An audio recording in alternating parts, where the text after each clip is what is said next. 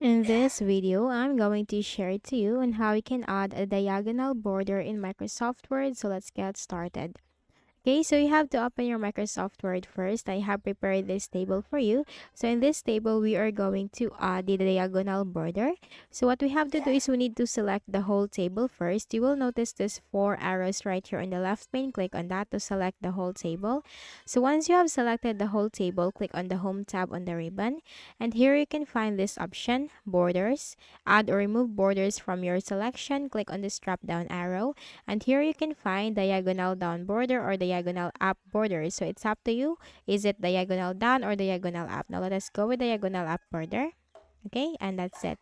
That's how you can easily add a diagonal border in Microsoft Word. So I hope this video helped you. Kindly please do not forget to hit the like button and subscribe to this YouTube channel for more tutorials like this. Thank you for watching.